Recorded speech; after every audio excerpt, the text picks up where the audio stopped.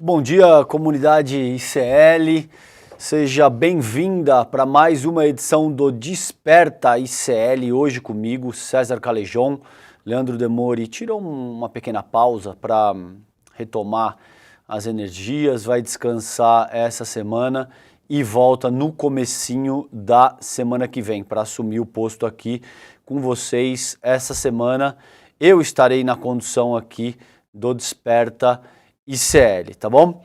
7 horas em ponto nesse minuto, mandem aqui no chat de onde vocês falam, já tô vendo muita gente chegando aqui, pessoal de Cruzília, Minas Gerais, Uberlândia também em Minas, pessoal de Vitória,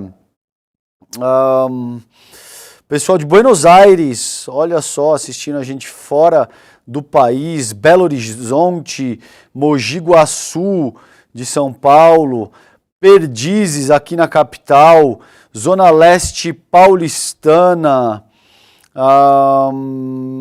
a Sheila usando meu bordão, dizendo bom dia meus bebês, bom dia Sheila, João Monlevade de Minas Gerais, pessoal aqui em peso chegando, pessoal de Maringá, Paraná também, Santa Mariana, norte do Paraná, João Monlevade também em Minas, muita gente de Minas aqui também, Carapicuíba de São Paulo, Santana do Livramento no Rio Grande do Sul, Chapecó em Santa Catarina, pessoal chegando aqui de todas as partes do Brasil e do mundo, não? Por que dizer também do mundo? Muita gente que nos assiste fora do Brasil também, então muito bem-vindo, o programa O Desperta ICL está no ar, 7 horas e 2 minutos, através das redes do Eduardo Moreira, do ICL no YouTube, do Leandro Demori e as nossas redes afiliadas também de rádio e televisão. Então se você me escuta agora, está acordando, ainda está na cama, mas já está escutando o Desperta ICL, se você já está no carro, no trânsito aí, rumo a mais um dia de trabalho, se você está preparando o café da manhã, muito bom dia, vamos começar, tem muita coisa hoje para a gente trabalhar e eu vou começar com a questão do tempo, gente. Vocês sabem que o inverno começou no fim da semana passada, no dia 20, mas até agora não está com muita cara de inverno não, esse texto aqui é da Folha, com informações do INMET, que é o Instituto Nacional de Meteorologia. Semana em São Paulo começa com calor e tempo seco, apesar do começo do inverno, né? A queda mais brusca de temperatura deve ser registrada no sul do país, a gente vai ver na próxima notícia aqui, com massas de ar frio. Então o inverno começou aí na última quinta-feira, dia 20, mas aqui em São Paulo, por exemplo, isso ainda deve ter, durante a semana, temperaturas próximas do calorão registrado ao longo de junho, que a gente viu aquele veranito. Aliás, o planeta inteiro tá aquecendo, o hemisfério norte vem registrando aí índices recordes de temperatura, mortes, muita gente passando mal, 45, 50 graus em diversos países ali do hemisfério norte. Agora, nesse mês, entre junho e agora, próxima semana, começo de julho também. Hoje, aqui em São Paulo, a máxima deve bater 29 graus, já no inverno, hein? Quase 30 graus de temperatura, com umidade relativa do ar mínima de até 20 graus. E isso aí é seríssimo, tá, gente? Quando a umidade relativa chega nesse ponto, uma série de complicações para as vias aéreas, para a garganta, tomem muita água, vocês vão ver que ao longo do programa de hoje eu falo um pouquinho e tomo água porque a garganta seca, a gente perde a voz. Se vocês tiverem umidificadores em casa, utilizem, principalmente para crianças pequenas, essa umidade relativa do ar baixa é muito ruim. Se vocês não tiverem, façam que nem eu mesmo, põe um balde d'água do lado da cama, principalmente nesse período que não chove, a umidade relativa do ar fica abaixo de 30%, às vezes abaixo de 20% até, que é o caso hoje, o que deve dar aqui em São Paulo. Então a previsão do Instituto Nacional de Meteorologia, que aponta um alívio momentâneo amanhã, na terça-feira, com máxima de 22 graus, alta nebulosidade e possibilidade de chuva isolada na capital paulista, antes de as temperaturas voltarem a subir na quarta-feira, depois de amanhã, dia 26. De acordo com o Centro de Gerenciamento de Emergências Climáticas da Prefeitura aqui de São Paulo, a tendência para a semana é de predominância do ar seco, que atinge parte do centro-oeste e do sudeste do país, tá bom?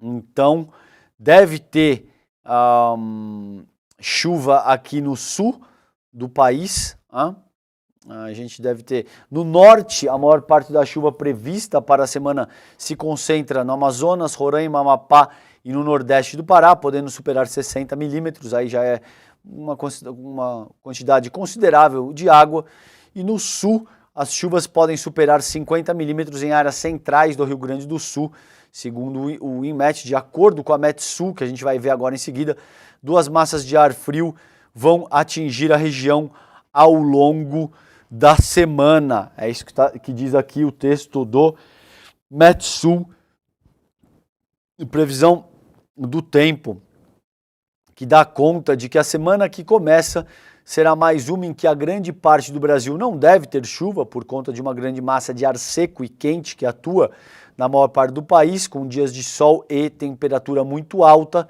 para essa época do ano. Mas já começarão a ser observadas mudanças. Aí tem um mapinha para você que me assiste em vídeo aí, tem um volume expressivo de chuva que pode variar aí entre 75 e 100 milímetros no sul do país, que deve chover nos extremos norte e sul do Brasil, especialmente perto da faixa equatorial e nos estados mais meridionais do território brasileiro.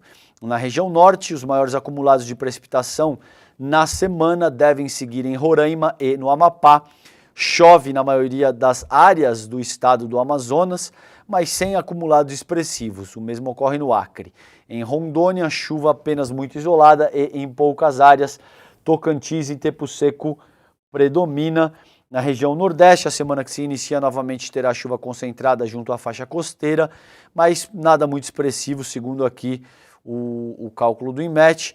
No interior do nordeste, na região do semiárido, o tempo seco predomina com muitos dias de sol e calor. No centro-oeste, grande parte da região segue com tempo muito seco e sem chuva. Finalmente a chuva retorna para áreas do Mato Grosso do Sul. Tem um problema ali de queimada, que está atrelada ao tempo muito seco e que é seríssimo também. No sudeste, quase toda a região terá mais uma semana com predomínio seco e sem chuvas, tá? Onde deve, gente, se concentrar os volumes de chuva no Brasil na semana será na região sul, com acumulados altos entre a metade norte gaúcha, Santa Catarina e o sul do Paraná. Então vamos ficar atento, porque tem uma forte frente fria avançando pelo sul hoje, um centro de baixa pressão na quarta e uma nova frente fria se deslocando entre sexta e sábado, o que explica os maiores acumulados aí de chuva na região sul, tá bom? Então fiquem atentos, principalmente se você está nessas capitais mais secas, onde não deve chover ao longo dessa semana. Procurem usar umidificadores, se não tem, como eu disse, procura colocar uma bacia, um balde d'água do lado da cama, no quarto, para dormir. Isso ajuda bastante também, porque isso compromete as vias aéreas, compromete garganta, seca muito, é muito ruim, principalmente para falar. Se você, assim como eu, trabalha falando muito, procura tomar bastante água, porque deve ser uma semana muito seca e isso irrita a garganta, pode causar algum sangramento nasal, tá bom? Gente, vamos lá, tem essa notícia de utilidade pública aqui, para você que me escuta nesse momento. 7 horas e 10 minutos. bom dia para você que está chegando agora ao Desperta ICL. Hoje comigo, essa semana inteira, gente, comigo César Calejon, o Leandro Demori tirou uma semaninha ali para curtir a família, para descansar um pouco, botar as ideias em ordem. Ele volta no começo da semana que vem. Se você está chegando agora, eu já dei uma breve previsão do tempo. O inverno começou no dia 20, na última quinta-feira, mas o tempo segue extremamente seco na maior parte do país, com chuvas localizadas no extremo norte e na região sul do Brasil também, tá bom? Então, por que boa parte dos carros 0 km não terá rodízio em São Paulo a partir do ano que vem, a partir de 2025? O rodízio foi criado em 1997 pela gestão do ex-prefeito Celso Pitta, trágica gestão, aliás, diga-se de passagem, do Celso Pitta.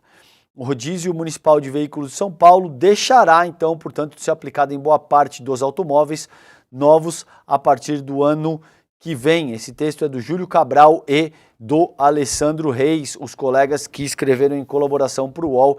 Foi publicado hoje, dia 24 de junho, às 4 horas da manhã. E basicamente, eu vou passar rápido por isso, porque eu só queria registrar, você tem uma frota de carros que são carros elétricos, tá bom? E uma parcela expressiva, então, por exemplo, desses carros 0 km que são comercializados no Brasil, terá algum tipo de tecnologia ou híbrida ou um carro elétrico para se enquadrar nos limites consideravelmente mais rígidos de emissões de poluentes previstos na 8ª fase do Programa de Controle de Emissões Veiculares, né? Que é também conhecida como Proconv L8, que começa a valer a partir de janeiro do ano que vem. Desde 2015, na gestão do Haddad, carros e utilitários híbridos e elétricos estão isentos do rodízio, justamente por emitirem menos poluição, razão primordial da restrição à circulação de veículos no chamado Centro Expandido aqui de São Paulo, na segunda à sexta, das 7 às 10 e das 17 às 20 horas, tá? Então, tem essa questão aí. É óbvio que o rodízio,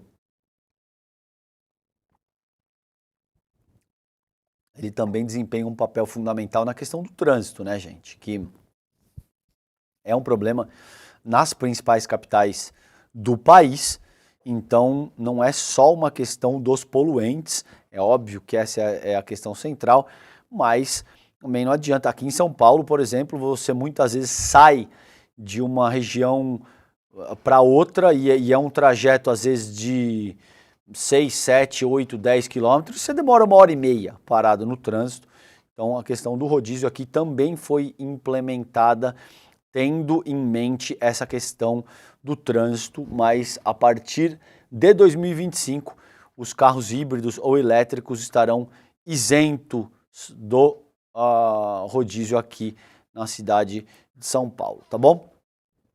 Gente, vamos lá para a Agência Brasil. Essa é uma pauta de suma importância. Manifestantes protestam contra projeto de lei do aborto, que eu particularmente chamo esse projeto de lei do estuprador, porque, por incrível que pareça, defende os direitos, muito entre aspas, dos estupradores em detrimento dos direitos das mulheres, basicamente, principalmente das mulheres que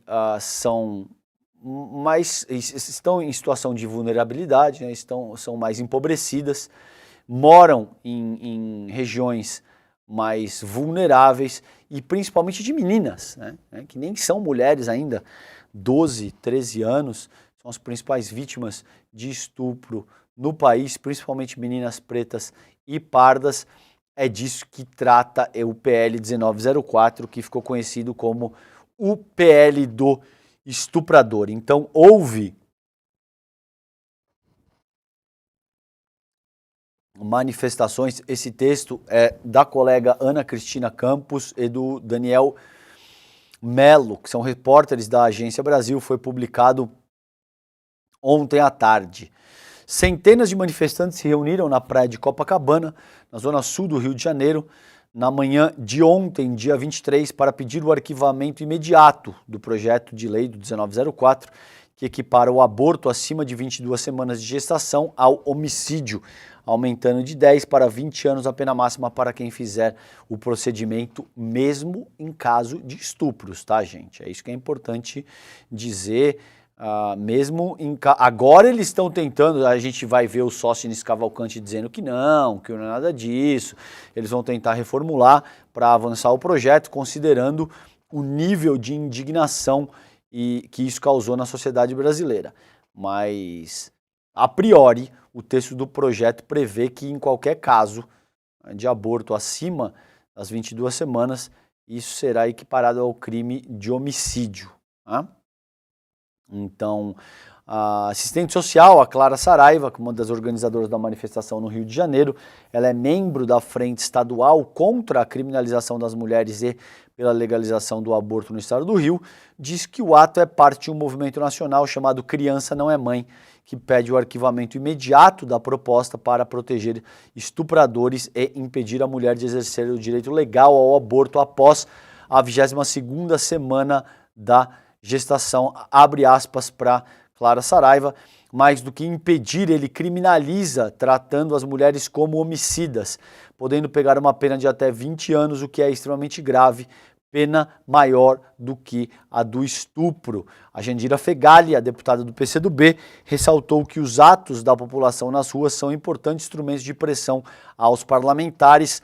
Aspas para Jandira, a presença nossa nas ruas é decisiva, que nos dá a principal sustentação para que a gente tenha a vitória no Congresso Nacional. As mulheres provam que elas conseguem botar o povo na rua. Esse PL 1904, além de inconstitucional, é absolutamente criminoso, ótima fala da Jandira Fegali, e nos leva para o início do século passado. Criança não é mãe, estuprador não é pai, tá? Houve ato aqui também em São Paulo, em frente ao MASP aqui. Essa é a terceira manifestação que ocorre no local contra o PL 1904, desde o dia 3 de junho, ou seja, pouco mais de 10 dias agora, 11 dias. E a Letícia Parques, do movimento Pão e Rosas, explica que há o risco de o projeto ser votado em agosto, por isso a necessidade de mobilização constante, abre aspas para ela. É muito importante dar um recado para o Congresso de que nós não vamos parar de lutar enquanto esse projeto de lei continuar em pauta, diz a Letícia Parques, militante do movimento Pão e Rosas, tá? Gente, por que isso é muito importante, essa questão do PL 1904? Porque além de ser um absurdo em si, além do texto do projeto ser uma das coisas mais dantescas e retrógradas e cretinas e criminosas e absurdas que eu particularmente já vi na minha vida inteira, ele é o epítome, ele é a representação mais gráfica do projeto de país que a extrema-direita e que o bolsonarismo pretendem para o Brasil. Ele não é um caso isolado de uma aberração legislativa. Não é algo que acontece esporadicamente e que, eventualmente, a extrema-direita e o bolsonarismo perderam a mão. Vocês entendem? É o epítome. É a representação mais gráfica, mais visceral daquilo que a extrema-direita pretende para o país enquanto projeto de nação. Então tem um raciocínio, por termos de probidade intelectual, eu vou citar, que eu não sei de quem é, porque está circulando anonimamente na internet, mas eu acho que faz todo sentido, só para sinalizar para vocês de que o raciocínio não é meu, eu estou meramente reproduzindo aqui, que diz o seguinte: se você é mulher, LGBTQIA+, negro, indígena, tome cuidado, porque a arminha que é feita aponta para a tua cabeça, tá bom?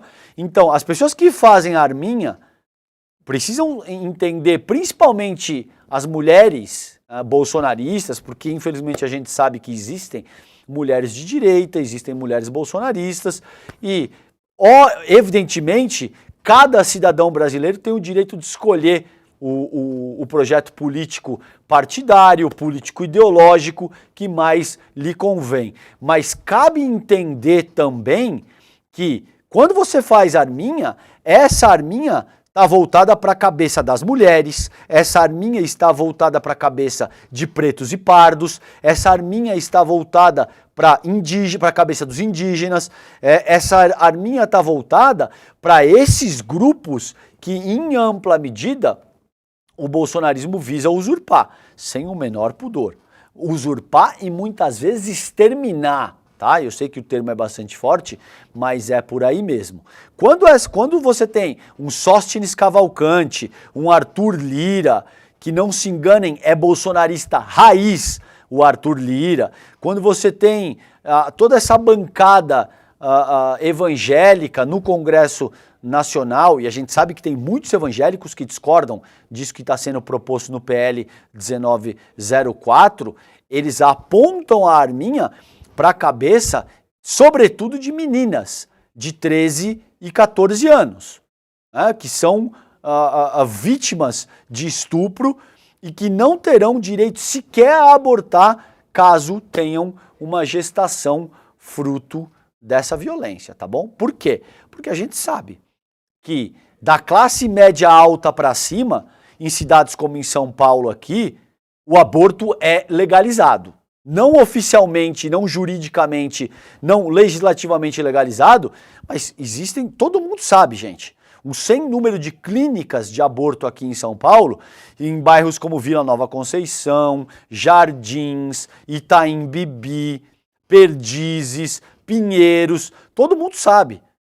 E as meninas e mulheres de classe média alta para cima abortam com segurança, com discrição, não são expostas ao escrutínio público e têm sim o direito de ter acesso ao procedimento com segurança e de forma reservada. Sabe nas costas de quem que vai estourar o PL 1904? De meninas pretas e pardas, sobretudo de periferias mais empobrecidas do país, que não têm acesso a esse serviço de forma privada. Isso não se aplica só para o projeto 1904. Qualquer medida que seja feita com base em populismo penal, em dogma religioso, fundamentalismo religioso, em pânico moral, estoura nas costas de pretos, sobretudo, não única e exclusivamente, mas sobretudo de pretos e pardos e indígenas e LGBTs. E fundamentalmente é isso, tá? E das mulheres do nosso Brasil. Então cabe entender que o PL 1904 não é um projeto isolado, ele representa o projeto de país, de nação que a extrema-direita e o bolsonarismo têm para o Brasil, tá bom? Por isso, aí, a necessidade de ganhar as ruas, se mobilizar, de entender que a extrema-direita visa esse público-alvo como instrumento de manobra para avançar o seu projeto de poder e, principalmente, gente, entender como a gente vai votar agora nas eleições municipais que se aproximam, tá bom?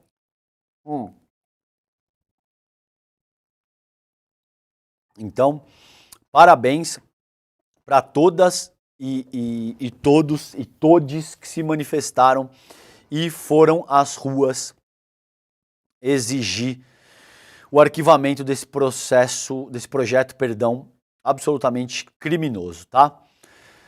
Gente, vamos para o site do iclnoticias.com.br. A essa altura, vocês já sabem, né? Tem que ser um hábito acessar. Quer se manter bem informado? Quer uma notícia de qualidade? Acesse iclnoticias.com.br. O time conduzido ali por maestria pelo nosso queridíssimo Chico Alves e tem os melhores colunistas do país, tá bom? iclnoticias.com.br. Isso foi publicado ontem à noite, 9h45, termina a greve de 69 dias dos professores de universidades federais, mais de 2 meses. Os docentes chegaram à conclusão que o governo não iria conceder o reajuste pedido para este ano. O governo se posicionou dizendo que não teria condições de ceder o ajuste muito merecido pelos professores federais. Jamais me peçam, enquanto comunicador, enquanto jornalista, para me posicionar contra qualquer tipo de greve da classe trabalhadora.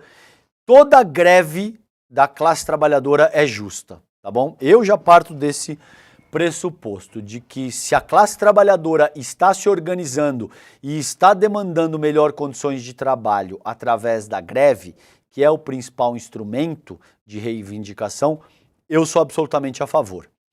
Então, reunido em Brasília nesse fim de semana, o Comando Nacional da Greve dos Professores de Universidades Públicas decidiu assinar o termo de acordo apresentado pelo governo federal e encerrar a paralisação até o dia 3 de julho. O acordo será assinado em 26 de julho, depois de amanhã, quarta-feira, né? Isso, quarta-feira. Foram registrados 33 votos a favor do encerramento do movimento e 22 contra. Os docentes chegaram à conclusão que o governo não iria conceder o reajuste pedido para este ano e a greve teria como única consequência prejudicar os estudantes. Uma parte dos servidores das universidades já havia decidido abandonar a greve na última semana. Até a noite da última sexta-feira, dia 21, docentes de instituições como a Universidade de Brasília, Universidade Federal do Paraná, Universidade Federal do Rio Grande do Norte, Universidade Federal do Maranhão e a Universidade Federal de São Paulo decidiram retornar às salas de aula. Então, os professores e técnicos de institutos também encerram a greve. Antes de os docentes das universidades tomarem pública sua decisão, professores e servidores técnico-administrativos de institutos federais já tinham anunciado ontem, no domingo, encerrar a greve iniciada há mais de 2 meses. Em assembleia à tarde, o Sindicato Nacional dos Servidores Federais na Educação Básica, Profissional e Tecnológica comunicou o fim da greve, tá bom? Então, assim, gente, é uma notícia boa e uma notícia ruim ao mesmo tempo, como eu entendo. É bom porque retoma o ensino público universitário, mas a gente precisa valorizar mais os nossos professores, não só os professores universitários, os professores do ensino básico, os professores do ensino médico, os professores do terceiro grau. É absolutamente fundamental que a gente tenha melhores condições de trabalho, melhores salários, melhor estudo, basicamente, para os nossos docentes, tá bom?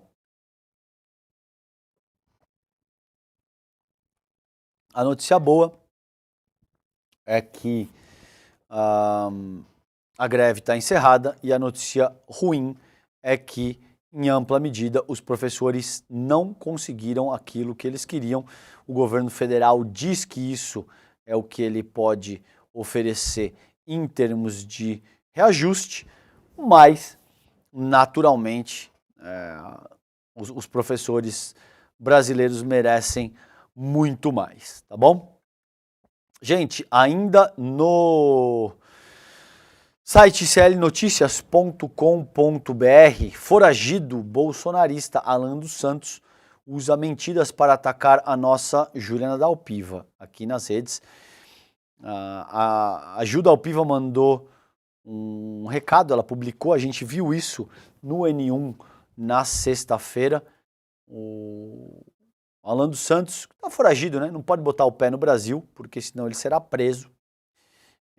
Então ele tem que ficar gravando videozinho em porão dos Estados Unidos com lanterna direcionada para o próprio rosto, como se ele fosse o sobrevivente de um ataque zumbi. Esse é o Alan dos Santos, tá bom? Então, vamos ver o que aconteceu aqui. O militante bolsonarista Alan dos Santos usou sua conta no Instagram para divulgar mentiras sobre a jornalista Juliana Dalpiva, aqui do ICL. Ele está foragido nos Estados Unidos desde 2021, quando o ministro Alexandre de Moraes, do STF, decretou a prisão dele por conta do inquérito das milícias digitais. Ele publicou na plataforma, no Instagram, prints de mensagens falsificadas que a Ajuda ao Piva teria enviado a ele com supostas ameaças. Ele também ataca o Instituto Conhecimento Liberta. A Ajuda ao Piva gravou um vídeo dizendo que, abre aspas para ela, infelizmente estou aqui para desmentir uma fraude que foi feita contra mim na última madrugada, na ocasião, né, que faz 2, 3 dias, o Alan dos Santos passou a espalhar uma série de prints forjados de uma conversa que nunca existiu, mas ele manipulou essa imagem para dar a entender que seria uma conversa comigo no chat do Instagram.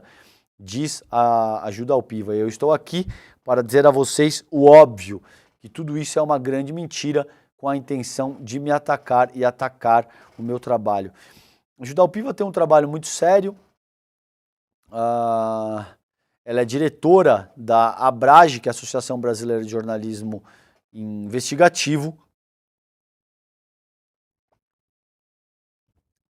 Ela tem um livro maravilhoso que é O Negócio do Jair. E então o trabalho dela incomoda demais os bolsonaristas, incomoda demais esses extremistas de direita, porque o trabalho dela traz à baila os métodos, os negócios, as mutretas e tudo mais, né? Então, para concluir aqui, ela diz, abre aspas, eu tenho um recado tanto para o Alan quanto para as pessoas que estão orquestrando esse ataque, que é o seguinte, eu não vou deixar de trabalhar, eu não vou deixar de fazer o meu trabalho como jornalista. Eu já fazia antes de tudo isso e eu vou continuar fazendo. Então, não adianta ficar criando campanha para me atacar, porque isso não vai me fazer parar de trabalhar. E eu diria muito mais, tá bom? Eu diria que, além da Ajuda ao Piva não parar, isso serve de energia para ela e para todo o ICL. A gente, além de não parar, isso nos serve de energia, nos serve de combustível para que a gente siga enfrentando o neofascismo brasileiro que se manifesta na figura do próprio bolsonarismo e da extrema-direita nacional. O Alan dos Santos não gostou que eu falei da internacional fascista, ele atacou isso também. Não é por acaso que eles se valem de expedientes muito parecidos, tá bom? Com o que foi o movimento comandado pelo Mussolini na Itália. E não é à toa que ele está lá nos Estados Unidos, né? Vários bolsonaristas estão ali homiziados, o termo que o nosso querido Chico Pinheiro gosta muito, estão foragidos nos Estados Unidos, tentando evitar as punições aqui da justiça brasileira pelos crimes que eles cometeram. Então fica aí a minha solidariedade irrestrita a Juliana Dal Piva e o meu repúdio a figuras como Alan dos Santos, que utilizam a mentira, a difamação e a calúnia para atacar os seus opositores políticos, tá bom? Falando em mentira e difamação, ainda no site do iclnoticias.com.br, Brasil Paralelo mira Geografia e Ciências Sociais após curso que desinforma sobre história. Um dos objetivos da produtora é ocupar espaços nas escolas, universidades e na cultura com conteúdo ligado à direita. O termo aqui no site está conservadora, viu, Chico? Mas eu utilizaria o termo reacionária mesmo, porque existe uma diferença entre ser conservador, o que já é ruim o bastante, porque num país como o Brasil, a pessoa que se diz conservadora, ela tem que ser do sexo masculino, branca e heterossexual e uma cretina. Mas nesse caso, para a lógica dessa pessoa, ela estaria defendendo os interesses próprios, faria algum sentido querer conservar um modelo de sociabilidade que vem de Brasil colônia e Brasil império, instâncias que eram regidas por um modelo escravista. Então, faria algum sentido. Caso contrário, se você não é homem, branco, heterossexual e milionário, não faz o menor sentido ser conservador, porque você está querendo conservar uma estrutura que te oprime. É basicamente isso, tá? Agora, no caso da extrema-direita nacional, eles não são nem conservadores, eles não querem conservar o atual estado de coisas que a gente tem determinado no país. Eles são reacionários, eles querem voltar para o modelo escravista do que era o Brasil colônia. Tá? Eles querem voltar para o século XVII. É basicamente isso. Não por acaso eu falei para vocês que o PL 1904, o PL do estuprador, é o epítome do projeto, é a representação mais gráfica do projeto de nação que a extrema-direita e o bolsonarismo pretendem para o Brasil. Tá bom? Então, o Brasil Paralelo, esse texto é da colega Amanda Audi. Amanda Audi esteve no estúdio aqui semana passada no N1 com a gente da agência pública Amanda Audi.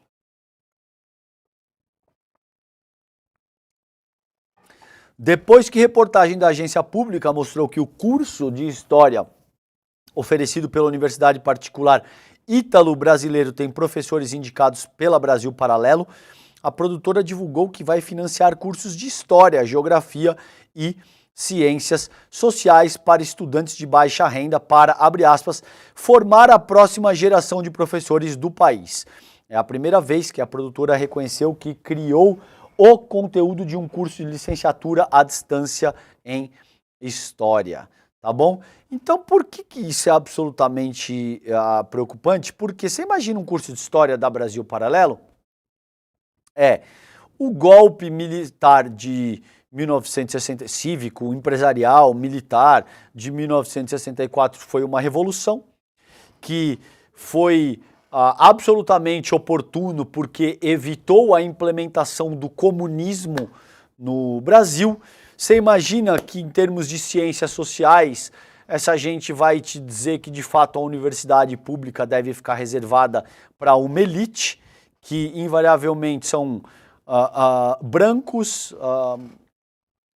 heterossexuais, socioeconomicamente favorecidos e coisas dessa natureza, tá bom? Vai te dar aula de geografia dizendo, por exemplo, que palestinos não têm direito a absolutamente nada, que israelenses estão meramente defendendo o seu território, que a questão do genocídio não faz o menor sentido, que o que está acontecendo em Gaza começou no último dia 7 de outubro de 2023 e assim sucessivamente, tá bom? Então você imagina a tragédia da mentalidade.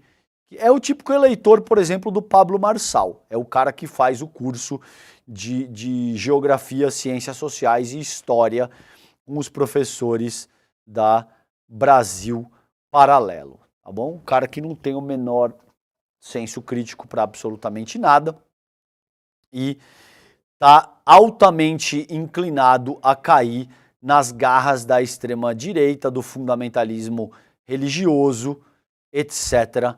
e tal, tá bom? Gente, vamos mudar a pauta um pouquinho aqui com vocês.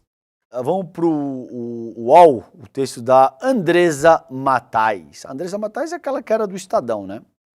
Agora ela está no UOL. Líder da bancada ruralista diz que vai trabalhar por anistia de Bolsonaro. Esse texto foi publicado hoje, 4 horas da manhã. Então, o líder, eu sei que o Demori, um beijo para ele, se ele estiver me assistindo aqui, ele gosta. Esse tema aqui ele gosta. Ele vem insistindo reiteradamente de que tem um grande clima de anistia que está se formando. Acho que o Demori é um dos caras que mais insiste nisso em toda a imprensa nacional. Diz o texto da Andresa Matais. O líder da bancada ruralista no Congresso, o deputado Pedro Lupion, do PP do Paraná, defende a aprovação de um projeto de anistia ao ex-presidente Jair Bolsonaro para que ele possa concorrer às eleições de 2026. Então veja, não é nem para a anistia de um eventual a processo criminal, que ele tenha que responder por falsificar caderneta de vacinação, por atentar contra a democracia nacional, por roubar e vender joias. Não é nem disso. Tá bom? Esse cara já tá te falando aqui de anistiar o Bolsonaro considerando a inelegibilidade, para que ele possa concorrer às eleições de 2026. Então, diz ele, abre aspas, ele falou com a Andressa Matais, ele falou com a coluna da... Que curioso isso, né? O Lupion falou com a coluna da Andressa Matais, diz, abre aspas, vamos trabalhar para isso. Eu não sei como os partidos do Centrão vão reagir, mas os parlamentares sobre os quais eu tenho influência vou trabalhar, tá errado aqui além de tudo, mas os parlamentares sobre os quais eu tenho influência, ele vai trabalhar, perdão, tá certo o texto, vou trabalhar para que ele possa ser aprovado. Então, à frente de uma bancada com 350 deputados, de um total de 513 e 50 senadores, num total de 81, Lupion diz que só esteve 2 vezes em 1 ano e meio com o ministro Alexandre Padilha. Então ainda tem um esforço da Matais aqui, no sentido de dizer que o Padilha e as pessoas que fazem a articulação do governo, consequentemente ali, né, o Rui Costa, enfim, as pessoas que, Jacques Wagner, que fazem a articulação do governo, não estão fazendo um bom trabalho. Então ele teve uma vez só, 2 vezes em 1 ano e meio com o ministro Padilha, que faz a articulação política do governo, mas que não vê necessidade de diálogo frequente porque, na sua avaliação, é Arthur Lira a quem ele chama de primeiro-ministro que comanda a pauta do país e o orçamento. Então, assim, o texto da senhora Andressa Matais aqui é muito claro, né?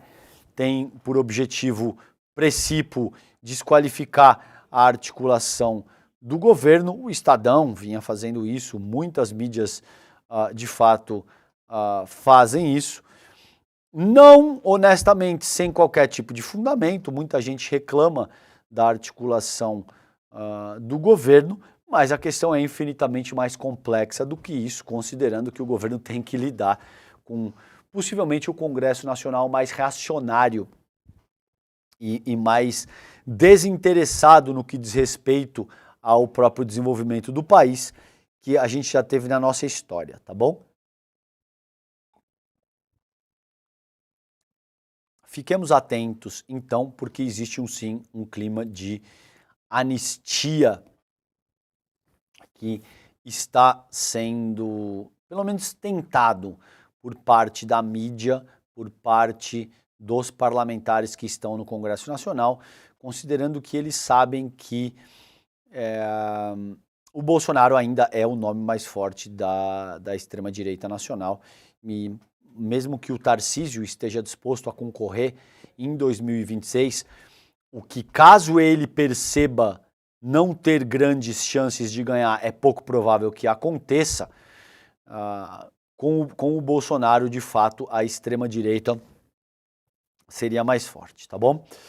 Gente, texto da Folha de São Paulo, Felipe Bachtold, publicado ontem, 11 horas da noite. Discussão de nova regra para delações tumultua ferramenta marcada por confusões desde o início. Uso apressado na Lava Jato gerou situações controversas e contribuiu para desgaste da operação. Caro querido Felipe e Folha de São Paulo, não foi um uso apressado, foi um uso criminoso, tá bom? O que a Lava Jato fez foi utilizar a delação premiada como um instrumento de coação, tá bom? As pessoas foram absolutamente constrangidas, elas foram acossadas, elas foram intimidadas, e isso é um método, tá bom? Foi feito aí com a delação premiada na Lava Jato, não foi apressada, porque veja como o título pode, a linha fina, nesse caso, do uso apressado na Lava Jato gerou situações controversas e contribuiu para desgaste da operação. Não é bem isso, Felipe e Folha de São Paulo, não é bem isso. Não foi só o uso apressado. A delação premiada, a instituição da delação premiada na Lava Jato foi utilizada como um instrumento de coerção, de intimidação, tá bom? E não gerou situações só controversas, gerou situações criminosas, em última análise, que implicou no cancelamento de uma série de coisas, porque você não pode combater a corrupção, que seguramente existe em todos os níveis, tanto da iniciativa pública estatal quanto da iniciativa privada, adotando métodos mais corruptos ainda, que foi o que o lavajatismo fez na figura do Sérgio Moro, combinando sentenças com procuradores do Ministério Público Federal, na própria figura do time comandado pelo Deltan Dallagnol. Isso quem está dizendo não sou eu. A Corte Constitucional Brasileira, o STF, reconheceu isso de uma maneira inequívoca, tá bom? Diz o texto aqui do Felipe. A eventual aprovação no Congresso de proposta que muda as regras de delação premiada coroaria uma trajetória acidentada dos acordos de colaboração no país. A Operação Lava Jato notabilizou esse tipo de instrumento jurídico no Brasil, mas por causa do uso atabalhoado dele, sofreu intensos questionamentos. Então veja como todo o texto da Folha de São Paulo e do Felipe visam eufemizar a questão. Não, foi um uso atrapalhado, atabalhoado aí, um pouco apressado. Não, meu caro, não foi atabalhoado ou apressado, foi criminoso, tá bom? Colocando aqui, de fato, os termos como as coisas são. As delações foram regulamentadas em 2013, na esteira dos protestos de junho daquele ano, em lei assinada pela então presidente Dilma Rousseff. Meses depois, foi deflagrada a primeira fase da Lava Jato, operação na qual os acordos de colaboração se tornariam um pilar das investigações.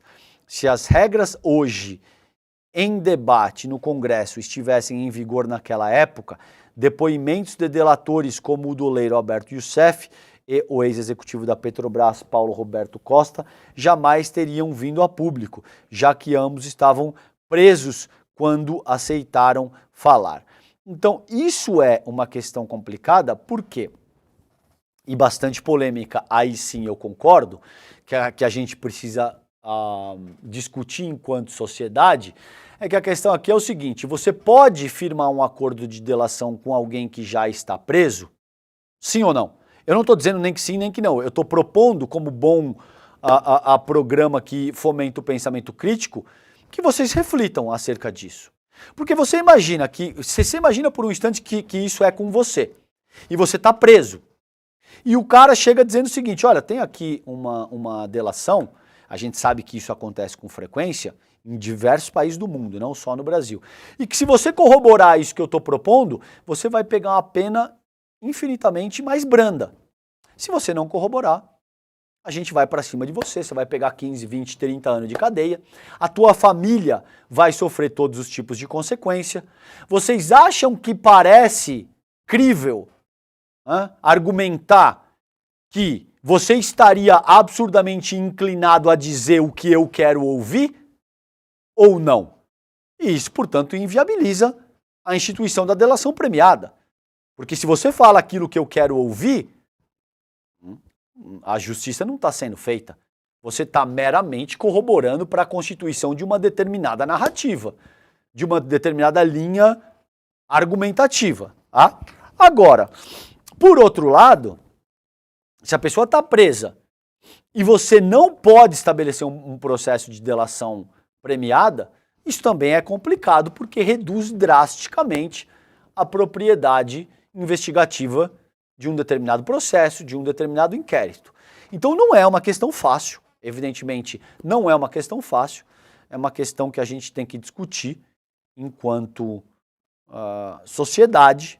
É isso que eu estou propondo que a gente faça aqui e, naturalmente, a gente precisa pensar em dispositivos, em sistemas de freios e contrapeso que sejam capazes, a meu ver, de aprofundar um mecanismo da instituição da delação premiada para que ela seja utilizada com mais parcimônia, com mais cuidado e ela não seja meramente um instrumento de intimidação para validar uma história que já está determinada, tá bom? Então vamos ficar de olho nisso também porque isso é de suma importância, tá? Gente,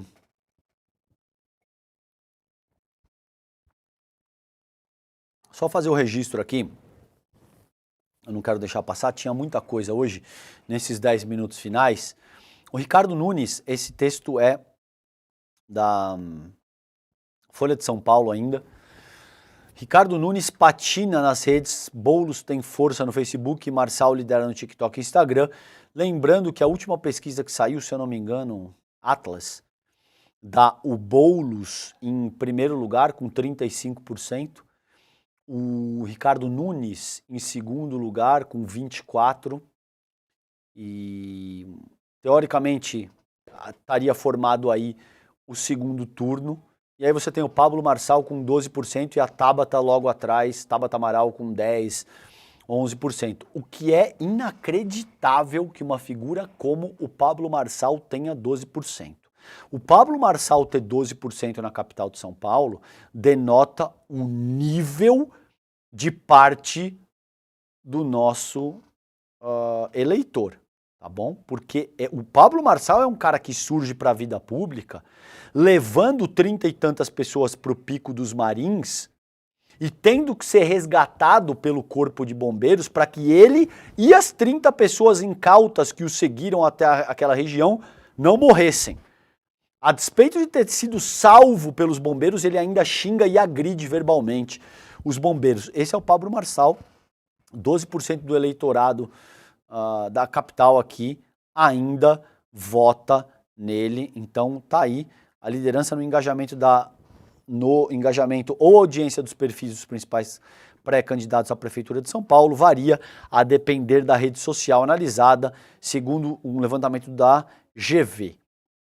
É isso aí. Então, atual prefeito e empatado tecnicamente com o deputado federal Guilherme Boulos, de segundo Datafolha, a Atlas demonstra uma diferença bastante incisiva de dar mais de 10 pontos percentuais entre o Guilherme Boulos e o Ricardo Nunes, patina em audiência na interação em todos os seus perfis. Então, resumo da ópera aqui é isso aí, tá bom? Que o Nunes patina, o Boulos é mais forte no Facebook, o Marçal tem uma presença no TikTok e no Instagram, tá bom? Então, vale a pena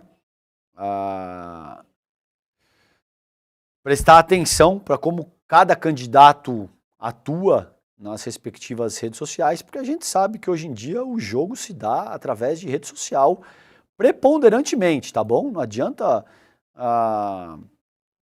utilizar o antigo método ali do panfletário com santinho, carro de som, tudo isso ainda é parte do jogo, mas o paradigma mudou.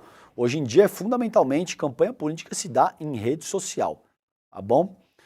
Gente, vamos para o G1 aqui, nesses minutinhos finais, que eu ainda quero também fazer um registro aqui do que está acontecendo em Gaza. Porte de maconha para consumo próprio volta à pauta do Supremo essa semana, faltam 2 votos.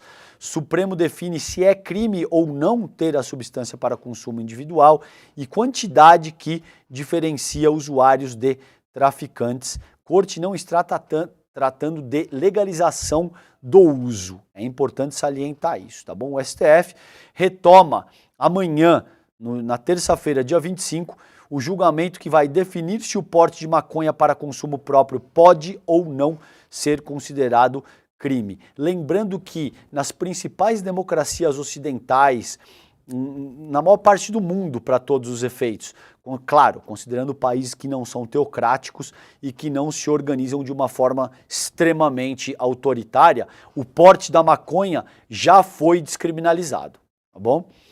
Então, o G1, é essa matéria que eu estou lendo aqui, reuniu as informações sobre o julgamento até o momento e o que pode acontecer com uma decisão sobre o caso, tá bom? Então aqui, o STF vai liberar ou legalizar o consumo da maconha ou de outras drogas? Não! Nas sucessivas sessões, os ministros têm deixado claro que não está em jogo a legalização do consumo de qualquer substância.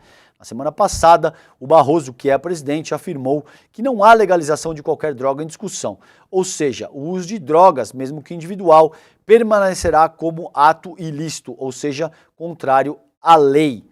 O Supremo considera que o consumo de drogas, mesmo para consumo pessoal, é um ato ilícito. O Supremo não está legalizando a droga, é um comportamento ilícito, que fique claro. Com isso, quem agir desta forma ainda estará sujeito a sanções que já estão na legislação, como advertência sobre os efeitos das drogas e medida educativa de comparecimento a programa ou curso educativo. Gente, por que isso é importante? O resumo eu já trouxe aqui para vocês, então, portanto, o STF vai definir se é crime ou não ter a substância para consumo individual e quantidade que vai diferenciar o usuário de traficante. Porque se a gente continuar insistindo nessa lei antidroga que a gente tem hoje no Brasil, se a gente continuar insistindo principalmente no encarceramento em massa, e se a gente não reformular o artigo 144, que discorre acerca do funcionamento das forças policiais no Brasil, daqui a pouco a gente vai ter... Isso já está acontecendo, né? A facção criminosa, que é uma multinacional do crime, mas que vai ganhar uma força a ponto de controlar o Estado, como já acontece em alguns países, tá? Encarcerar em massa, hoje, a gente deve ter algo entre 800 e 850 mil pessoas no nosso sistema prisional. 70% são pretos e pardos.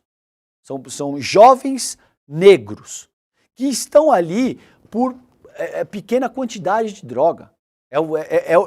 O jovem que foi preso porque estava fumando um baseado no ponto de ônibus antes ou depois do próprio trabalho. Aí o que acontece? Ele cai no sistema carcerário e tem que necessariamente se afiliar a uma facção criminosa, e aí a coisa ganha uma dimensão absolutamente incontrolável. Vamos acompanhar isso, é absolutamente importante que a gente discuta essa questão enquanto sociedade também, tá bom?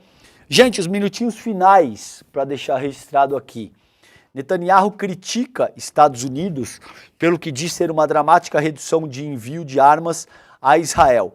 Os Estados Unidos são o principal fornecedor de armas ao Estado israelense, mas há 6 meses das eleições, o Biden tem se tornado cada vez mais crítico em relação à ofensiva de Israel na faixa de Gaza. Ou seja, para o Netanyahu ele ainda matou pouco.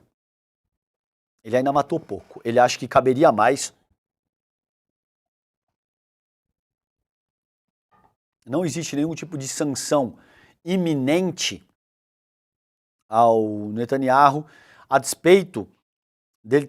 Os números até pararam de surgir na imprensa ocidental, porque é algo tão horrendo, né? Passam de 40 mil mortes a essa altura, em pouco mais de 8 meses de genocídio, 2/3 de mulheres e crianças, tá bom? Então, o Netanyahu está criticando o Biden, porque o Biden vai aí paulatinamente tirar um pouco o pé do apoio logístico militar que ele dá para o Estado de Israel, considerando que pesquisas indicam que ele vai perder a eleição para o Donald Trump se ele não tomar nenhuma medida no sentido de reverter o que ele vem fazendo aí, principalmente no que diz respeito à questão do genocídio israelense em Gaza. E aí, uma notícia da CNN aqui, para fechar com vocês. Guerra intensa em Gaza está prestes a terminar e foco deve ser no Líbano, diz Netanyahu, porque existem interesses imperiais, principalmente do dito Ocidente, da OTAN, dos Estados Unidos, em controlar a região do Oriente Médio. Isso diz o massacre, o genocídio israelense / estadunidense em Gaza não tem absolutamente nada a ver com o Hamas. Se você ainda acredita nessa narrativa de que a guerra é contra o terrorismo do Hamas, ou você está profundamente mal informado, ou você, de fato, quer perceber as coisas sob esse prisma por deliberação. Porque não tem absolutamente nada da luta contra o Hamas. Tanto é que agora o Netanyahu já está deixando claro que o foco deve ser o Líbano. O massacre, o genocídio israelense / estadunidense no Oriente Médio é a respeito de controle geopolítico, principalmente no que diz respeito a fornecimento de gás e petróleo e controle de rotas comerciais que vão rivalizar com o que a China está fazendo nesse momento, tá bom? Gente, com isso eu termino o Desperta ICL de hoje. Vocês ficam agora com o ICL Notícias, primeira edição, o N1. Daqui a pouquinho eu tô lá também no N1 com vocês, tá bom? Um beijo grande, bom dia para vocês, fiquem bem, tchau, tchau. O cara que foi eleito um dos 40 maiores professores de negócios do mundo topou dar uma aula para o ICL. Ele vai nos dar uma aula sobre o vício em tecnologia que tomou conta da vida de todo mundo, enriquecendo empresas e destruindo vidas, explicando quais são os segredos por trás desse vício e nos ensinando a gerenciar esse que pode ser um dos maiores problemas na vida de todo mundo, nos roubar anos de vida literalmente. O nome dele é Adam Alter, ele que escreveu o best-seller Irresistible, que quer dizer irresistível em português, com muito tempo em primeiro lugar na lista de mais vendidos nos Estados Unidos. Para você se inscrever na aula que vai acontecer dia 7 de julho, 7/7, às 8 horas da noite, uma aula para assistir com os filhos, uma aula para assistir com todo mundo em casa e uma aula para não perder.